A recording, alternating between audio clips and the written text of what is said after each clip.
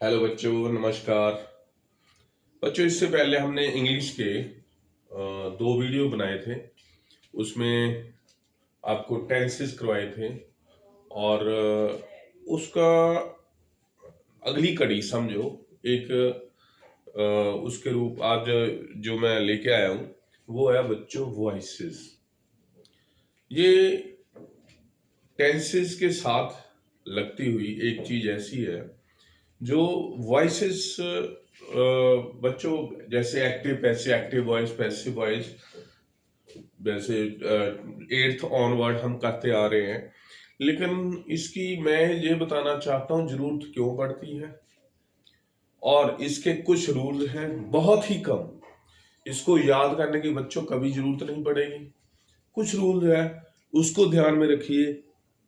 Active voice, passive voice क्या है, ये सारा आपको मैं अभी इस लेक्चर में बताना चाहूंगा।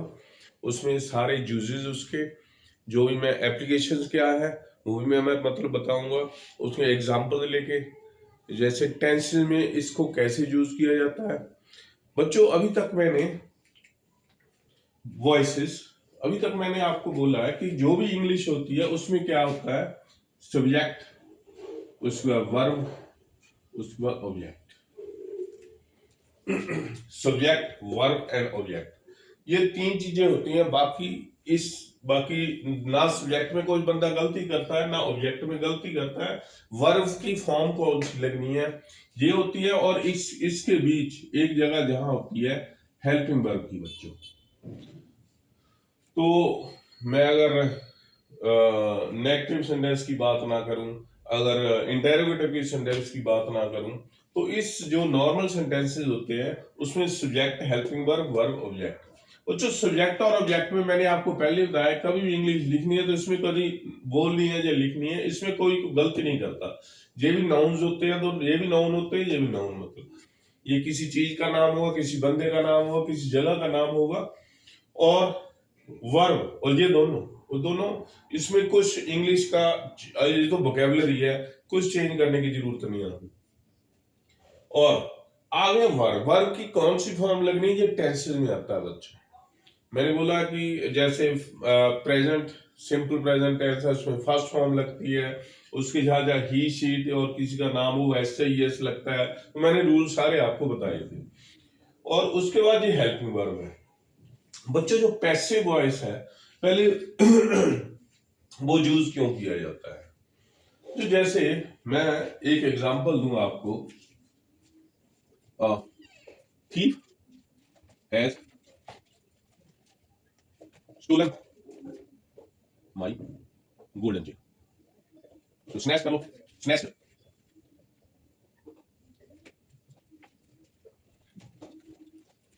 A thief has snatched my golden chain। तो जो ये आपने, ये इसका क्या मतलब हुआ, हैज कहां आता है, प्रेजेंट परफेक्ट। एक चोर ने मेरी सोने की चेन चुरा ली, छीन ली। ठीक है बच्चों, यहां पर हमने जो सब्जेक्ट लिखा ना, ए थी। बच्चों, जनरल लैंग्वेज में हम कभी ऐसा नहीं बोलते, कभी कभी ये ऐसे, एक थीफ ने, एक चोर ने मेरी chain, snatch, golden chain snatch कर ली। हम कभी ऐसे नहीं बोलते। क्या बोलते हैं, क्योंकि a thief is not important here. Important here is my golden chain. तो my golden chain has been snatched, तो मतलब कि हमने सब्जेक्ट हमारा एक्चुअली ये हुआ। इसको भूल जाते हैं, इसको बाय द थीफ। तो क्या करना होता है, तो उसको जब हमने, इसको कहते हैं बच्चे पैसिव वॉइस। ठीक है, अगर ये मैं ऐसे लिखूं तो ये एक्टिव वॉइस है। इसमें थीफ, जिसने काम किया उसको पहले लिखना है। उसको पहले लिखने से तो जो बात बनी है, तो जो हमने सेंटेंस लिखा है उसको कहते हैं हम एक्टिव वॉइस। जैसे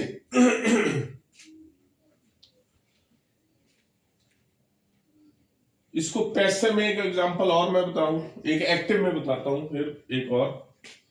अ truck has hit him from the back.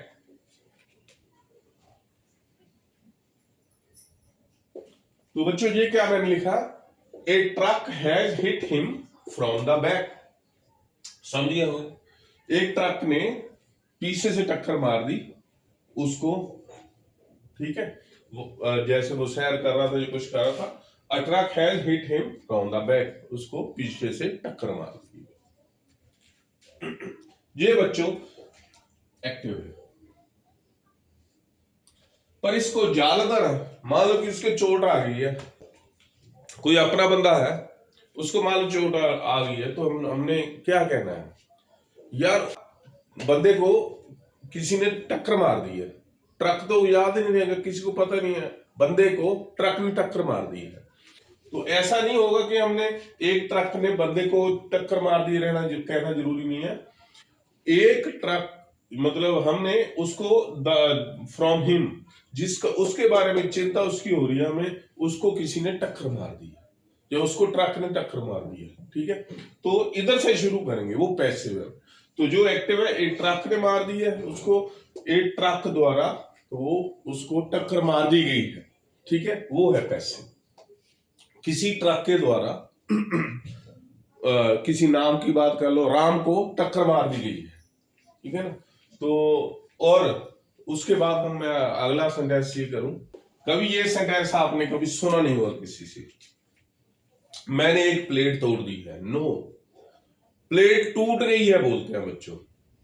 ये प्लेट, मैंने प्लेट तोड़ दी है, मैंने प्लेट तोड़ दी, this is active voice. Plate टूट गई है, एक प्लेट टूट गई है, दैट इज पैसिव वॉइस बच्चों। तो मैंने एक प्लेट तोड़ दी है, मेरे ख्याल कभी सेंटेंस सुना नहीं होगा एक्टिव में, तो पैसिव, कई सेंटेंस को पैसिव में बोला जाता है। मेरी घड़ी चोरी हो गई है, ठीक है, उसको किसी ने टक्कर मार दी है, ठीक है। तो वो अगर किसी ने मान लो किसी ने एक्सीडेंट कर दिया, उसको नॉकडाउन कर दिया, भाई वो उसका एक्सीडेंट हो गया, वो एक्सीडेंट में मारा गया बंदा, ठीक है ना, मारा गया।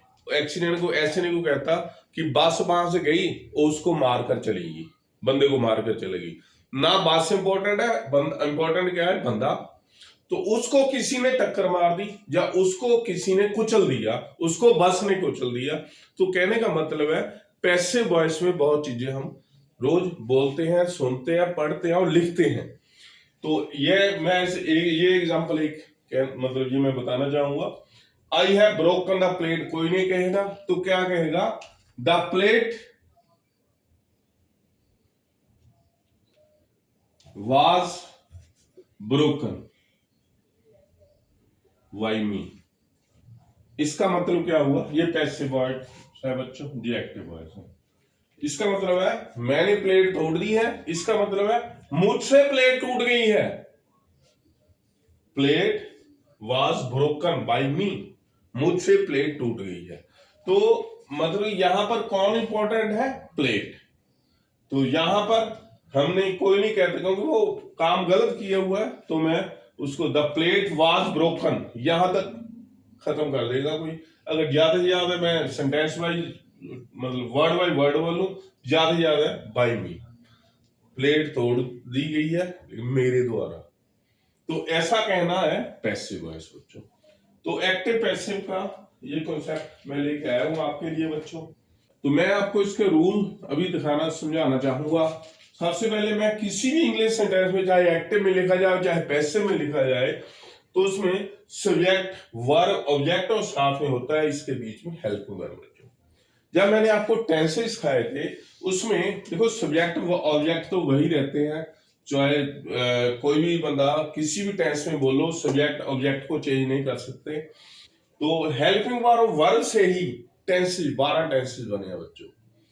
हेल्पिंग वर्ब, वर्ब की कौन सी 3 फॉर्म लगानी होती हैं, किसी के साथ ऐसे आईएस लगता है, किसी से इंग आईएनजी लगता है, वो कोई थर्ड फॉर्म लगानी होती है, कहीं सेकंड फॉर्म लगानी होती है। तो बच्चों ये अभी मैं एक्टिव की बात करूं, ये पैसिव की बात करूं, इसमें बच्चों हमेशा वर्ब की थर्ड फॉर्म लगी हुई है। पैसिव में की बात करूं मैं, पैसिव फॉर्म में थर्ड फॉर्म यूज करनी है बच्चों।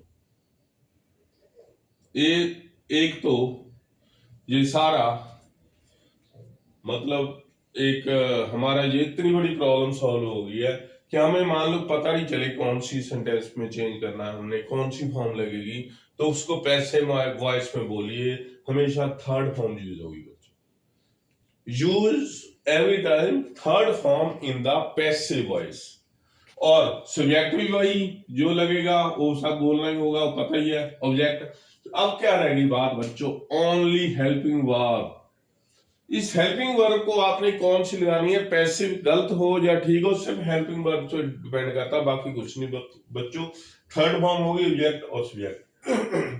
जो एक्टिव में है सब्जेक्ट होगा, हेल्पिंग वर्ब होगी, फिर होगी वर्ब, फिर होगा ऑब्जेक्ट। इसको जब पैसिव में बनाना हमने क्या करना, ऑब्जेक्ट को इधर ले आना है सब्जेक्ट के, ये इंटरचेंज कर देंगे।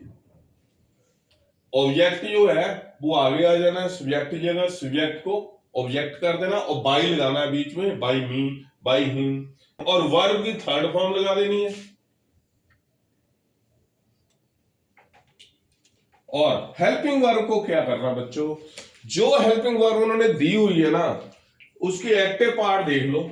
हेल्पिंग वर्ब जैसे हर एक टेंस की अलग होती है, उसमें कुछ ना कुछ ऐड करना होता है बच्चों। हेल्पिंग वर्ब को थोड़ा सा चेंज करना होता है और आपका पैसिव वॉइस बन जाता है। जैसे तो हेल्पिंग वर्ब क्या चेंज होता है वो आपको मैं टेंस बाय टेंस बताऊंगा।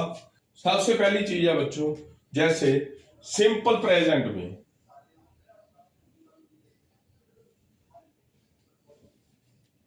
तो इसमें हेल्पिंग वर्ब होती नहीं है कुछ, जैसे इसमें जो एक्टिव फॉर्म होती है।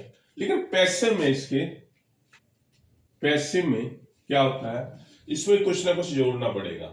जैसे इसके एग्जांपल है, इसमें जोड़ना आपने इज, एम और आर, ये इसको लगा देना है। यहां कोई हेल्पिंग वर्ब नहीं है, लेकिन ये चीजें यहां ऐड करती हैं। कुछ ना कुछ हेल्पिंग वर्ब में ऐड करना पड़ता है। जो मौजूदा एक्टिव में हेल्पिंग वर्ब है या नहीं है, उसमें कुछ ना कुछ ऐड करो। जैसे जहां कोई हेल्पिंग वर्ब नहीं होती है सिंपल प्रेजेंट में, एग्जांपल मैं देता हूं, ही राइट्स अ लेटर।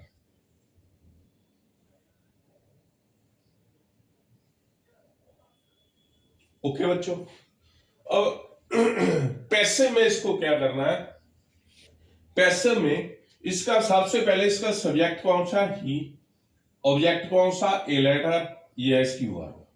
ठीक है बच्चों, तो पहले तो इसको ऑब्जेक्ट बनाओ, सब्जेक्ट बनाओ, इसको इधर ले आओ, ही का इधर ले आओ। राइट्स, इसकी फॉर्म कौन सी होगी, third form of the verb. Okay बच्चों, और साथ में सब्जेक्ट के बाद एक हेल्पिंग वर्ब लगेगी इज, एम, आर, जो इसको सूट करती है। जैसे ए लेटर, तो पैसिव क्या बनेगा, ए लेटर। तो हेल्पिंग वर्ब यूज करनी है यहां पर, बिना हेल्पिंग वर्ब के कभी पैसिव नहीं। एक्टिव में ये हेल्पिंग वर्ब नहीं है तो इसके साथ इज, एम, आर लगाना है। अगर प्रेजेंट टेंस हो, सिंपल प्रेजेंट हो, तो यहां क्या लगेगा, is, am, are. A letter is, letter के साथ इज लगेगा। तो उसके बाद वर्ब, ये सब्जेक्ट हो गया, हेल्पिंग वर्ब हो गई, वर्ब लगानी है। वर्ब की तो थर्ड फॉर्म रिटन, वाई, तो आई की जगह ही की जगह बाई हिम, उसके द्वारा। ठीक है, बाई हिम। तो सब्जेक्ट का ऑब्जेक्ट बना दिया, ऑब्जेक्ट का सब्जेक्ट बना दिया, थर्ड फॉर्म कर दी, और इसकी जगह जो हेल्पिंग वर्ब नहीं थी उसको इस जगह। और कोई और क्वेश्चन वाला बना लो, does he write a letter, ये भी क्वेश्चन होता है बच्चों। क्वेश्चन में डज आगे आ जाता है, हेल्पिंग वर्ब नहीं होती तो उसको यूज किया जाता है। तो इसमें डज ऐसे इसमें यूज नहीं किया जाता बच्चों, इसने इसको आगे लगना इज, तो डज की जगह क्या लगेगा, इज अ लेटर। इज क्यों लगा बच्चों, क्योंकि उसके इस पैसिव में देखो अ लेटर इज, तो इसको इज आगे ले आना है, is a letter written by him. तो इसका क्वेश्चन ये बना, does he write a letter, a letter does की जगह इज आएगा क्योंकि हेल्पिंग वर्ब है। इज अ लेटर, तो हेल्पिंग वर्ब आगे सब्जेक्ट के आगे जब आ जाती है तो वो क्वेश्चन बन जाता है। इज अ लेटर, तो third form return again, Y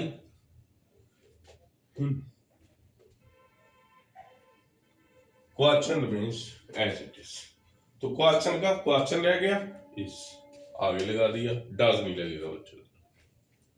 ये सिंपल प्रेजेंट की बात है बच्चों। ऐसे सिंपल पास्ट की बात करते हैं, तो सिंपल पास्ट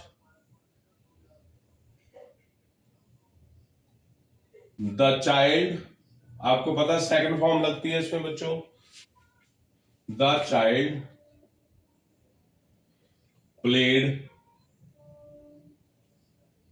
द फुटबॉल,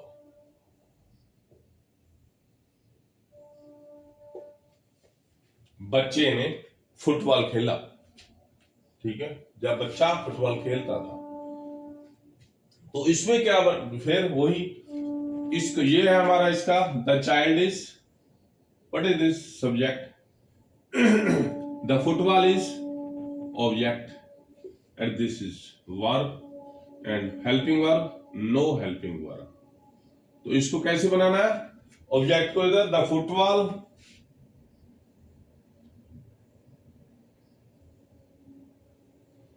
तो द फुटबॉल, तो उसके बाद हेल्पिंग वर्ब क्या लगेगी, जहां डिड है वहां, जहां मतलब सेकंड फॉर्म है यहां वो लगेगी वाज वर, वाज और वर।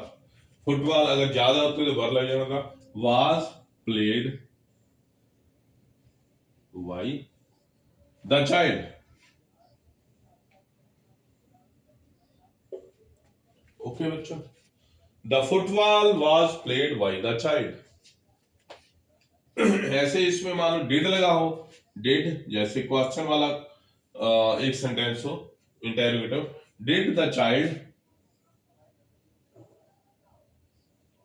Play football,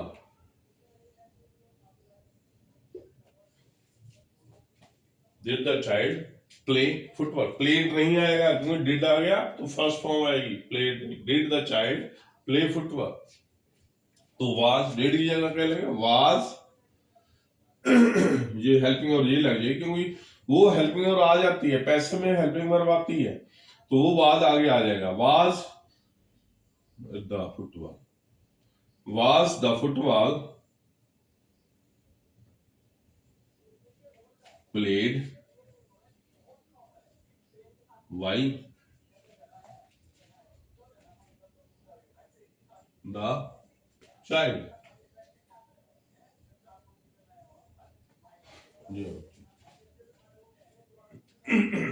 was the football played by the child.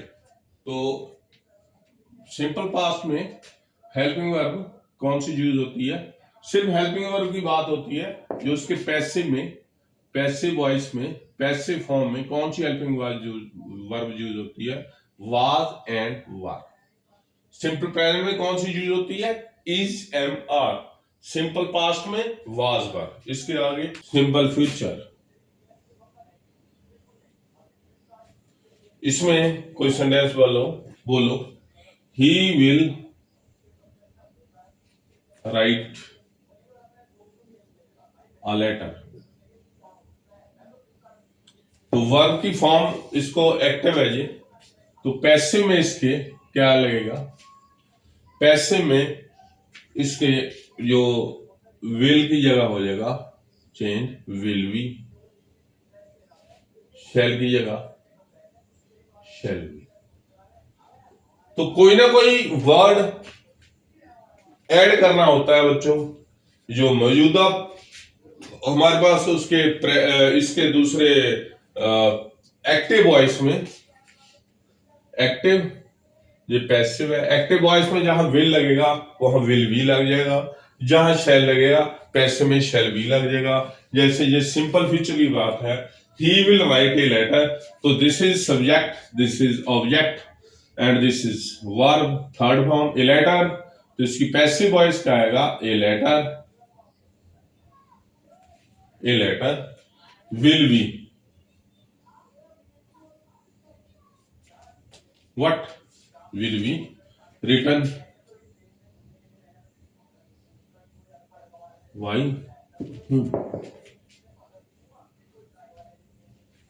एक और एग्जांपल लेता हूं. India and Australia will play next one day match in Adelaide. बाकी सब इन एडिलेड ऐसे लिख दोगे तो India and Australia is a subject.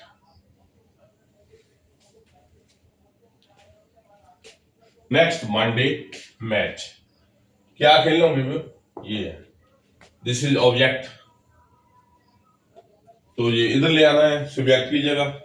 तो next one day match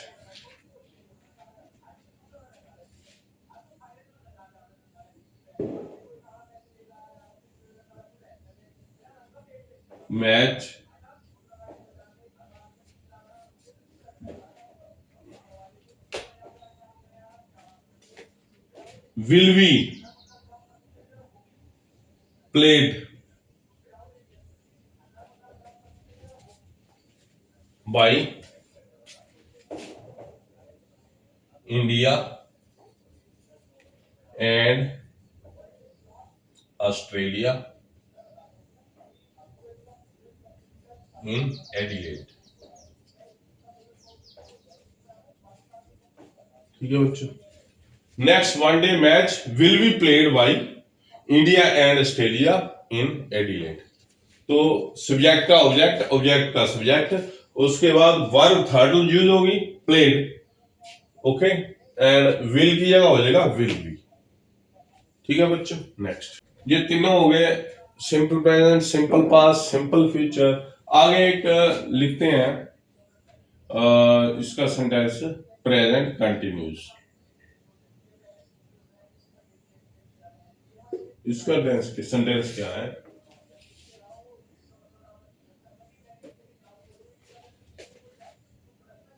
Ram is watching the movie.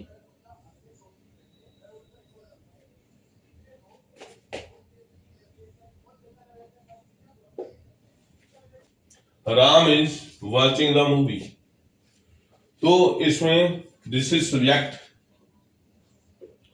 This is the movie object, and this is verb. Here it is helping verb. Helping verb बच्चों जो पहले active में है वो रहेगी, उसके साथ कुछ और ऐड हो जाएगा. मैंने पहले भी आपको बताया, जैसे विल के साथ विल भी लग गया. तो दो पहले टेंस जो मैंने कराया उस पर हेल्पिंग वर्ब लगते नहीं है, शब्द ऐड किया जाता है इज एम आर या वाज वर. यहां भी ऐसे ही इज के साथ क्या लगेगा बच्चों? हमेशा इज एम आर होती है. जहां पर प्रेजेंट कंटिन्यूस की जो हेल्पिंग वर्ब होती है वो होती है इज एम एंड आर. उसको चेंज करना होता है बच्चों. ये एक्टिव सेंटेंस, एक्टिव वॉइस की बात कर रहा हूं मैं. और जो पैसिव वॉइस है उसमें यूज होती है बच्चों इज बीइंग, एम बीइंग और आर बीइंग. ये यूज की जाती है बच्चों. जैसे सब्जेक्ट को आप ऑब्जेक्ट में बदलो, object the movie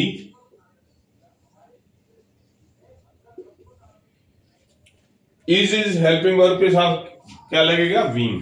is being watched by Ram.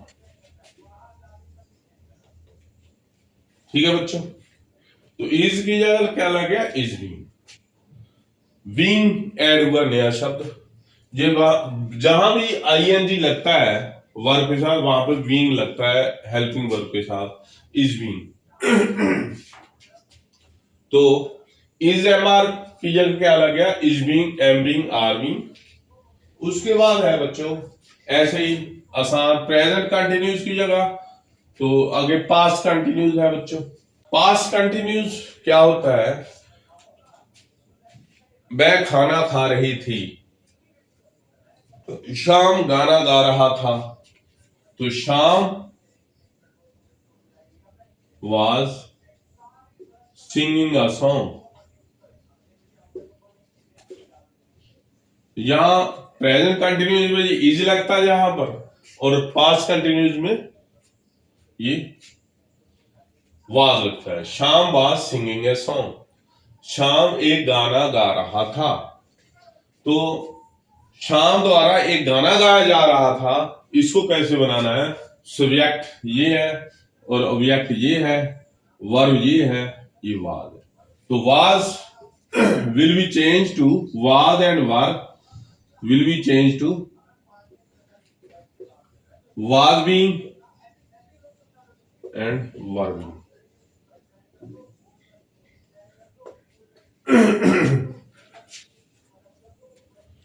तो शाम was singing a song, क्या आएगा बच्चों इसका? a song। a song के साथ क्या लगेगा? was being sung by Sham। a song was being sung by Mr. Sham। तो मान लो ये है Shyam and Ram and Shyam are playing badminton. तो इसका पैसिव क्या बनेगा?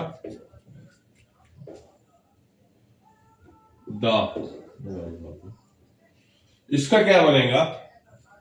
ये है ये हमारा ऑब्जेक्ट है, ये हमारा सब्जेक्ट है।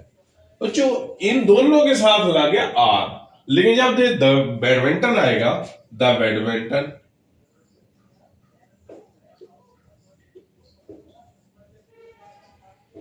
द बैडमिंटन आर नहीं यूज होगा, अभी इसके हिसाब से यूज होगा क्योंकि सब्जेक्ट ये बन चुका है। तो आर या इसके हिसाब से बनता है, ठीक है। The badminton, sorry are were, Ram and Shyam were playing the badminton. तो राम और श्याम बैडमिंटन खेल रहे थे। तो हम बात कर रहे हैं ना पास्ट कंटिन्यूस की, इसलिए तो the badminton was being played by Ram and Sham। तो was की जगह was being, वर की जगह वर being, ठीक है बच्चों।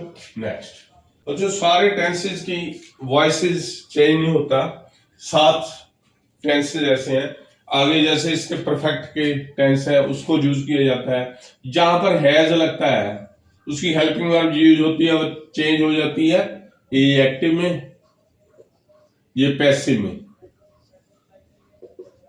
हैज बीन, ठीक है। हैव का हैव बीन, इसके साथ बीन लगता है साथ में। जैसे he has plucked the flower, flower कहिए चाहे फ्लावर कहिए, तो मैं इसको फ्लावर ही कहता हूं। he has plucked the flower, उसने फूल तोड़ा है, उसने फूल तोड़ दिया है। तो उसको हैज को किस में यूज करना है? चेंज करना है हैज बीन। इसकी एक्टिव फॉर्म है जी, इसकी पैसिव फॉर्म क्या होगी? The flower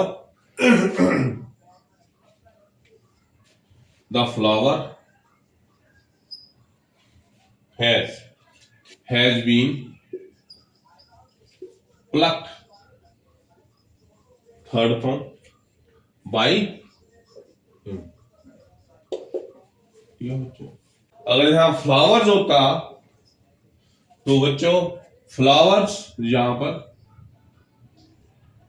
have been, क्योंकि have is being used here due to the plural of the subject। Plural, ये एक नहीं, फ्लावर्स की बात कर रहा है, तो यहाँ हैज यूज नहीं होगा बच्चों, हैव यूज होगा। आई के साथ भी हैव यूज होता है, प्लूरल के साथ भी हैव यूज होता है। The flowers have been plucked by him. Okay बच्चों, हैव का हैव बीन होता है बच्चों, और उसके बाद हैड आता है, हैड को हैड बीन में यूज चेंज करते हैं, ठीक है। तो यही सारे चेंज होते हैं। और जैसे मान लो मे है, may is change to, helping verb की बात कर रहा हूं मैं, may is change to may be, can is change to can be, should is changed to should be,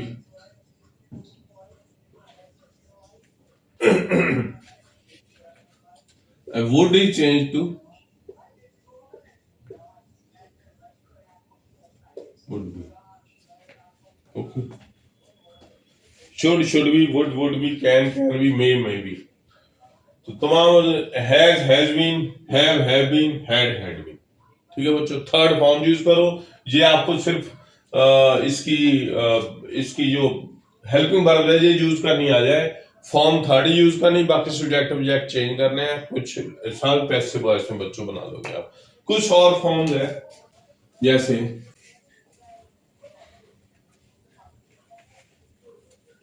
ये तो हो गए बच्चों टेंसेस के हिसाब से। उसके अलावा कुछ और भी हमारे पास पैसिव वॉइस होती हैं, एक्टिव पैसिव होते हैं। जैसे कुछ सेंटेंस ऐसे हैं जो जिसको हम कमांड करते हैं, post this letter, sit down, get out, go. Okay बच्चों, please give me a pen, please have a cup of tea, please have the chair. तो कई जगह प्लीज भी यूज करते हैं, और कई जगह जो ऑर्डर भी यूज करते हैं। जैसे मैंने पहले बताया, ऑर्डर करते हैं, जैसे कोई काम को करते हैं, open the door, shut the door, okay. ऐसी चीजों कमांड करते हैं। उसमें कुछ जो हमारे पास जो सेंटेंसेस होते हैं, तो उसमें उसमें ऑर्डर यूज किया जाता है, एडवाइस भी दी जाती है, नेवर टेल ए लाई, किसमें ये कमांडिंग है सेंटेंसेस। जैसे एडवाइस दी जाती है, किसी में ऑर्डर दिया जाता है, और किसमें रिक्वेस्ट की जाती है बच्चों, रिक्वेस्ट। तो तीन तरह के हैं, ऑर्डर देना, रिक्वेस्ट करना, एडवाइस देना। जैसे पोस्ट दिस लेटर,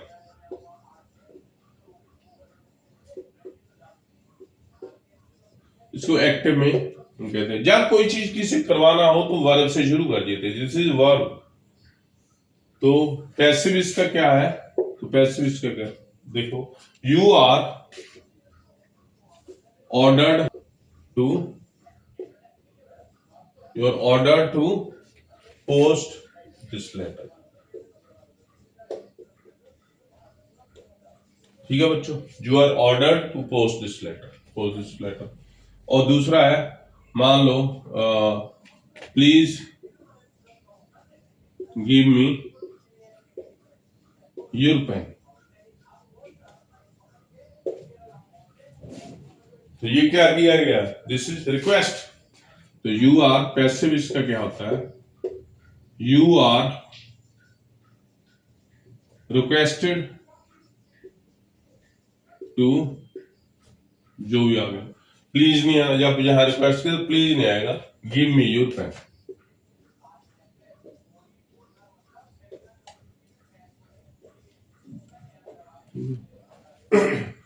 आगे,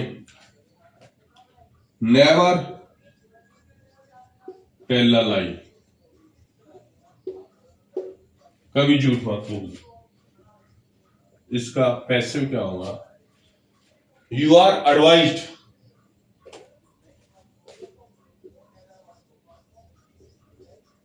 एडवाइज्ड टू लगता है यहां पर, जैसे मैंने टू लगाया, नेवर टू, पहले नेवर लगाना, फिर never to tell a lie, okay. Always speak the truth,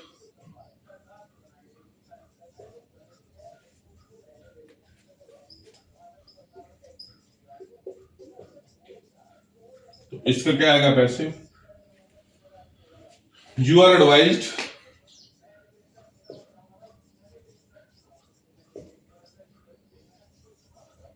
to always to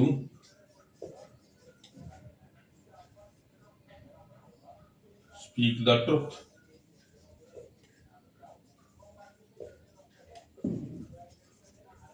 ठीक है बच्चों, या इसको ऐसे भी लिख सकते हैं, you are advised to speak the truth always and वे लिख सकते हैं। ठीक है, ठीक है बच्चों, ये मैंने आपको वॉइस से सिखाने थे और मुझे उम्मीद है कि समझ आए होंगे। फिर भी आपको कुछ पता नहीं चला तो मुझे कमेंट के थ्रू मेरे YouTube वीडियो को देख के उसमें अच्छी तरह इसको समझ के, अगर कुछ समझ में नहीं आया, कुछ सेंटेंस आपको पता नहीं चल रहा है कि इसमें कैसे यूज करना है, तो मुझे वो जरूर लिखिए और मुझे सब्सक्राइब करके मेरे चैनल को, और आगे आगे आने वाले जो मेरे वीडियोज हैं, मतलब बहुत अच्छे होने वाले वीडियो, जो भी सीखना चाहता है वो सीख सकते हैं बच्चों। ठीक है, हैव ए गुड डे बच्चों।